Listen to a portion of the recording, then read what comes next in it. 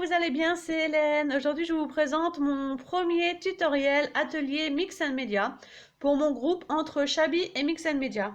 Nous allons pour commencer réaliser quelque chose d'assez petit sur une toute petite surface pour apprendre à utiliser les médiums qu'on utilise dans le Mix and Media. Donc, nous allons réaliser une ATC circulaire. Donc l'ATC circulaire, ça vient d'Angleterre sur le principe des jetons, des coins. Elle mesure 6,4 cm de diamètre. Donc je vais vous montrer ce que je vais prendre comme médium et comme matériel, comme embellissement pour réaliser cette ATC, tout en sachant que vous pouvez adapter à votre matériel. Donc déjà, toujours avoir une pochette de lingettes ou un torchon, parce qu'on manipule quand même pas mal les encres et il faut nettoyer assez régulièrement le plan de travail. Un couteau à peindre, un ciseau et un pinceau. Ça, c'est du basique. Nous allons utiliser du gesso clear puisque nous travaillons les médiums et les encres dans le Mix and Media. Ensuite, nous allons utiliser du 3D Gloss Gel. Donc, c'est une colle qui a pour principe, elle est blanche. Elle devient transparente au séchage. Et c'est une colle extra forte. Donc, si vous n'en avez pas, essayez de trouver soit du glossier à accent, soit de la colle très très forte, soit votre pistolet à colle. Nous allons aussi utiliser des peintures. Donc, j'ai choisi de faire cet ATC tout en rose. Donc comme celui-ci que j'avais fait en vert mais avec différentes teintes, vous voyez ici il y a du doré, différentes teintes de vert. Donc je vais utiliser de la peinture acrylique, donc de la peinture acrylique pastel qui me vient de Lidl et de la peinture acrylique de chez Prima Marketing, certainement celle-ci. J'ai sorti les deux pots puisque je n'ai pas encore testé celle-ci, je voudrais voir vraiment laquelle qui va être le plus adaptée pour aller avec. Du fil de couture. Donc ça, je pense que tout le monde peut en avoir. Ensuite, en embellissement, il vous faut deux fleurs. Des fleurs assez volumineuses. Que ce soit pas trop plat. Nous allons utiliser des chipboards. Donc vous prenez vraiment ce que vous voulez. Vous faites attention que les tailles vraiment puissent aller sur votre ATC circulaire. Donc, moi j'ai pris un chipboard cadre et deux chipboards feuillage. J'ai pris aussi deux découpes feuillage, comme ceci, donc assez fines, assez petites, et deux embellissements en métal, des charms, donc un cœur et une fleur avec une demi-perle à l'intérieur. Et bien sûr, mes petits cailloux fétiches, les Hearthstone. Donc ceci, c'est la taille médium, la taille intermédiaire entre les tout petits et les très très grands. Et on va réaliser ceci. Donc c'est parti. Coucou, donc on va attaquer la réalisation de notre projet ATC circulaire, donc notre premier tutoriel Mix and Media sur le groupe. Je m'excuse par avance si vous entendez un petit peu de fond sonore, mais ce sont encore les vacances à l'heure où je filme ma vidéo et du coup, vous pouvez entendre les enfants ou la télé. Donc, je vous rappelle que vous devez avoir préparé votre matériel comme je vous l'ai cité dans la vidéo présentation de matériel et découper deux ronds dans votre papier. Donc, soit du papier aquarelle, soit du cardstock. Vous voyez que le papier est quand même un petit peu épais. Deux ronds de 6,4 cm de diamètre, donc à faire tout simplement soit avec un dies si vous avez, soit avec un compas. Donc nous avons les deux ronds que nous allons coller ensemble. Donc moi je me sers toujours du 3D Gloss Gel pour tout, avec un petit pinceau, et je prépare une lingette au cas où j'en mets partout. Donc tout simplement je mets de la colle sur toute la surface. Je vais descendre un petit peu. Voilà.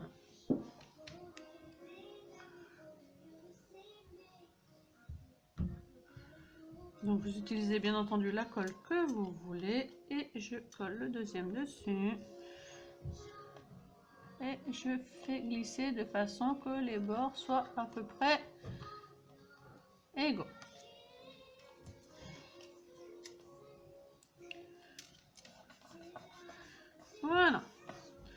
Donc comme je vous disais, on va protéger ce papier afin qu'il ne boive pas trop d'encre.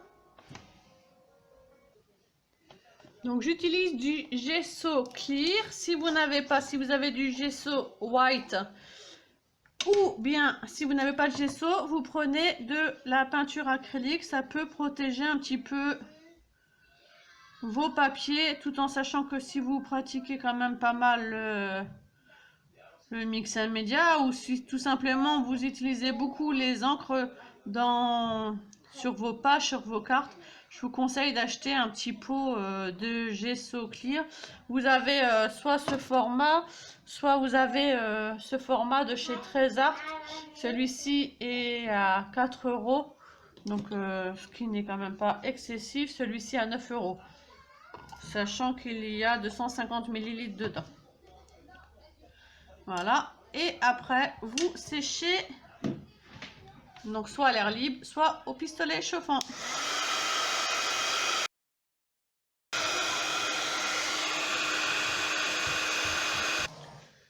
Donc ensuite, comme vous pouvez voir sur ma réalisation, on va tout faire d'une seule couleur. Donc je vais commencer par faire le fond. Donc là j'ai choisi la peinture rose. Pour celui-ci, le premier, j'avais pris la même en verte pâle de chez Lidl. Elles sont super sympas ces peintures.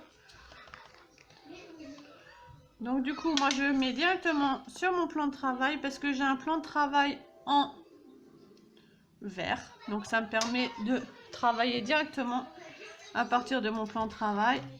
Et j'étale au pinceau.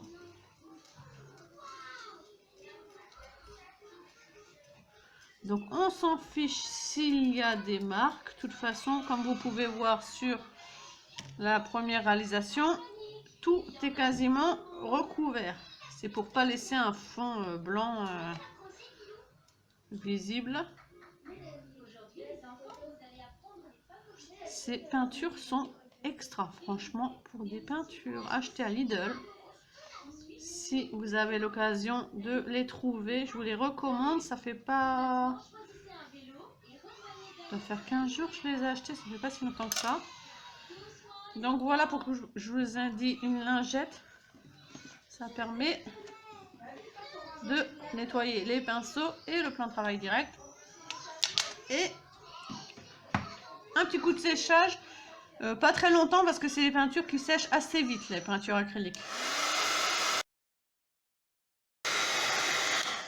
Donc vous voyez, si vous voulez faire des effets sur votre fond, vous voyez que ça fait des toutes petites bulles. En fait, c'est normal. Toutes les peintures acryliques, de même que le gesso, si vous chauffez de très près, ça peut faire des effets de petites bulles. Et ça gondole toujours un peu. C'est pour ça qu'il faut essayer de chauffer des deux côtés.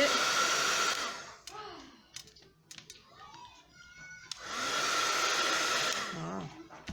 C'est sec.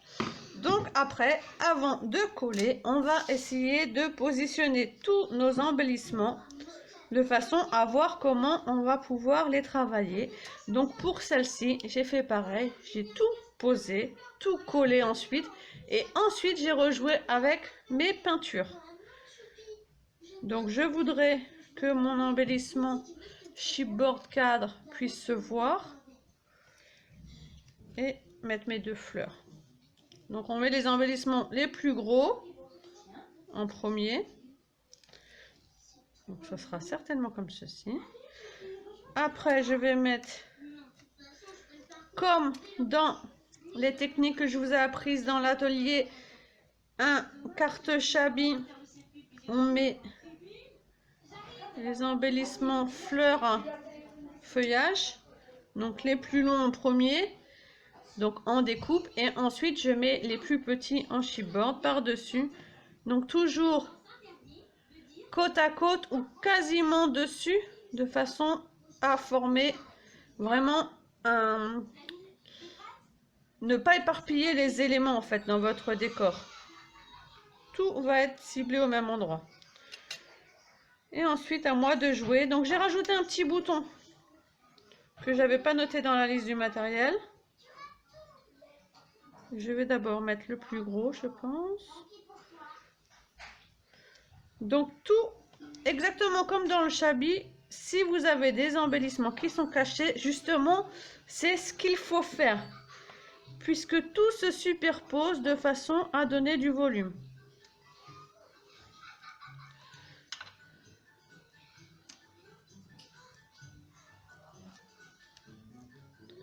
Donc on essaie de positionner. Le but n'est pas de tout voir, justement. Voilà. Donc là, je vois que je pourrais décaler un tout petit peu mon cadre. Voilà, pour bien positionner et pour tout poser. Voilà ce que ça va donner. Donc maintenant, je vais recoller en gardant la même disposition. Donc avec le 3D Gloss Gel, avec de la colle scotch qui est assez forte ou votre pistolet à colle. Le 3D Gloss Gel, c'est bien, vous pouvez en mettre au pinceau.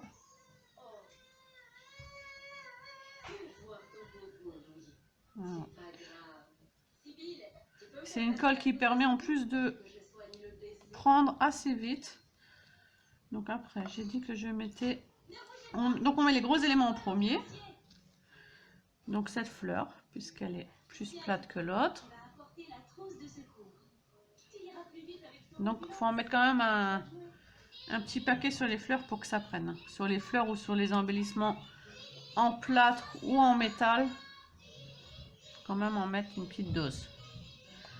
Donc vous voyez que je vais mettre la première fleur et je vais mettre la deuxième fleur sur le côté, comme ceci. Je maintiens un petit peu. Voilà. Ensuite, je vais essayer de voir comment je vais positionner celle-ci. Voilà. Mon cœur va là en dessous. Donc vraiment, le but, c'est de ne pas voir les embellissements en entier.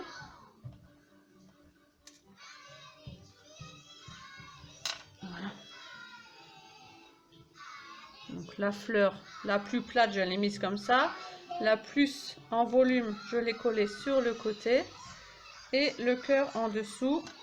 Et là, j'ai pris un petit embellissement, une petite fleur. Hop, du papier en dessous. Voilà, que je vais mettre ici, en haut du cadre. Donc c'est de la colle qui est blanche, comme vous voyez, mais qui devient transparente au séchage.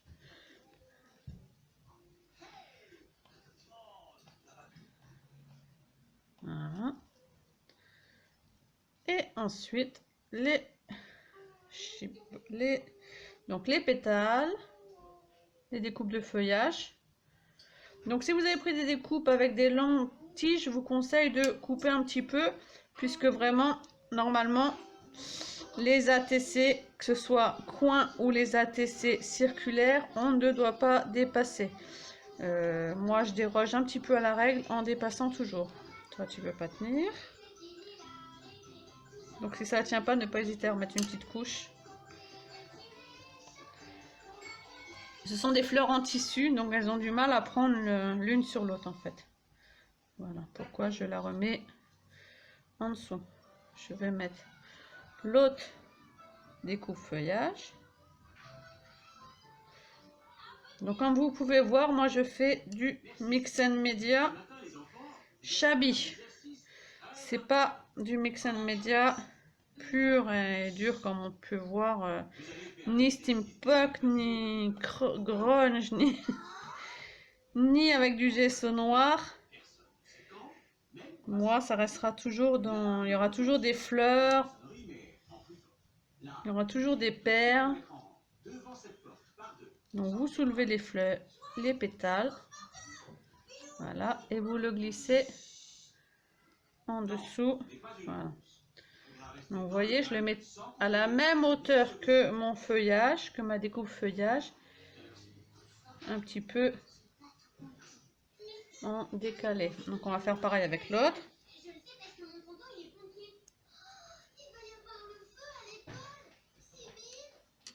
Et vous allez le mettre. Vous voyez ici. Vous soulevez les feuilles et vous le glissez en dessous. Voilà. En décalé. Et je vais mettre un petit rond.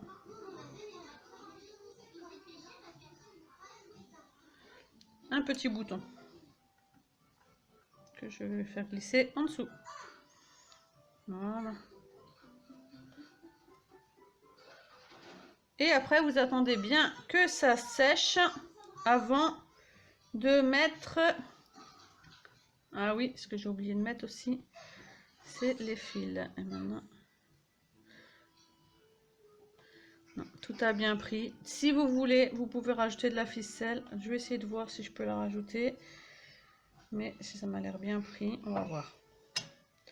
J'ai oublié de mettre la ficelle en dessous, sachant qu'elle se voit quasiment pas. On la voit un tout petit peu ici. Hein. C'est tout. C'est pour faire vraiment des jeux de texture, vous voyez, sur le fond.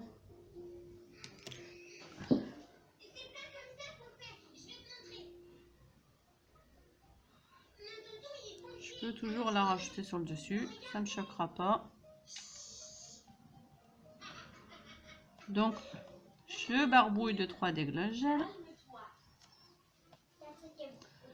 Et je rajoute la ficelle. Donc c'est vraiment au feeling. C'est juste pour faire des effets de... Hop. Hop.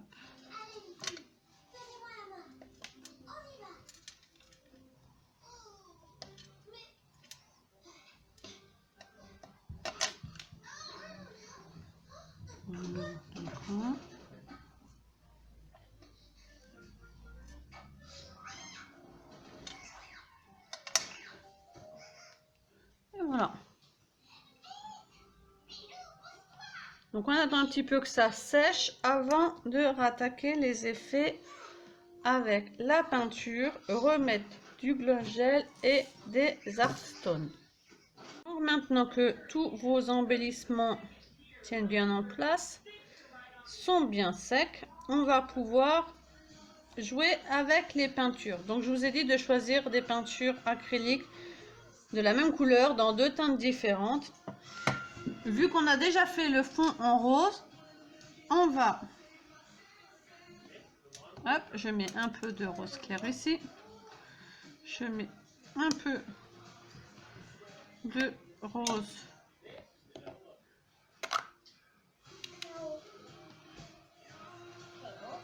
J'ai le rose fuchsia ici, qui me servira vraiment à faire les toutes petites touches sur les embellissements, surtout sur les chipboards qui dépassent.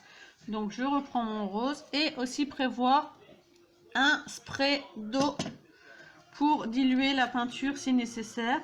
Donc je repasse sur tous mes embellissements, donc les cadres, les chipboards, les métals, de façon vraiment que tout soit homogène. Donc je commence par la peinture la plus claire.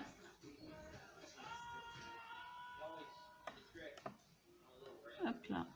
Et je vais faire des petites touches sur les peintures, surtout celui-là, de foncé.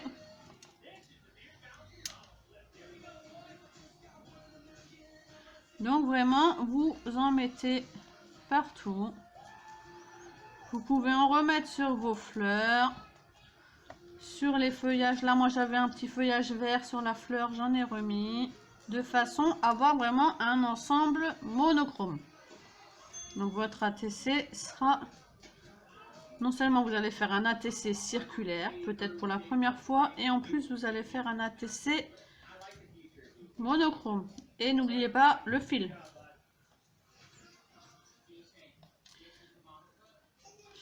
Si, petite astuce, si vous avez choisi des embellissements ou par exemple un bouton assez foncé, petite astuce, mettez dessus avant de la peinture blanche pour homogénéiser. Vous séchez le tout.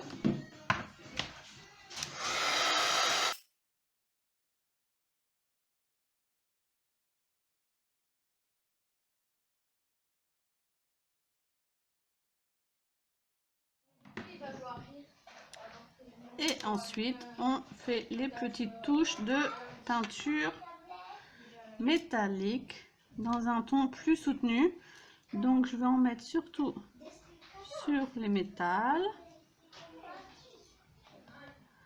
Vous voyez mes deux chipboard métal par petites touches. Donc, vraiment, je fais des petites touches sur mes feuillages. Donc, je ne fais pas des grands traits pour étaler la peinture. Vraiment, j'en prends vraiment un tout petit peu. Et je fais une petite touche par endroit. Un petit peu sur mes découpe-feuilles. Et un petit peu sur le bouton. Et je ressèche.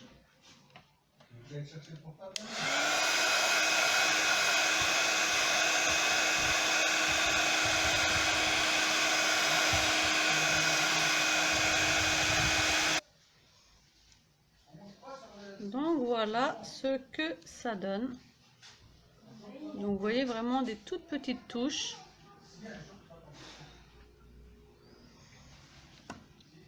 Et ensuite, vous prenez soit du Glossy Accent, soit du 3D Gloss Gel.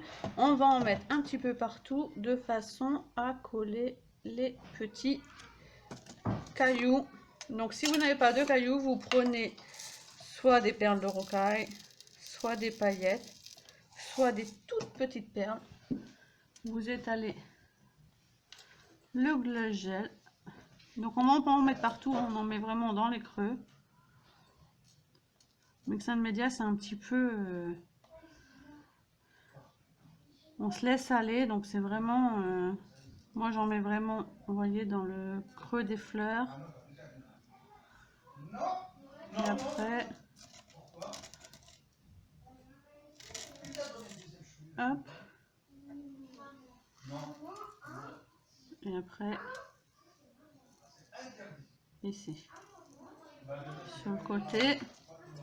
Donc, avec les perles, les cailloux, vous en avez un petit peu partout. Vous pouvez aussi les prendre sur le bout de votre pinceau pour les positionner directement.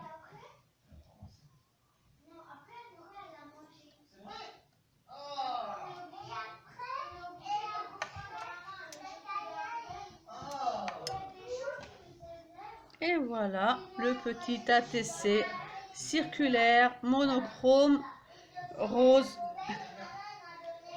Et le premier. J'espère que ce tutoriel Mix and Media, ce premier tutoriel Mix and Media vous aura plu.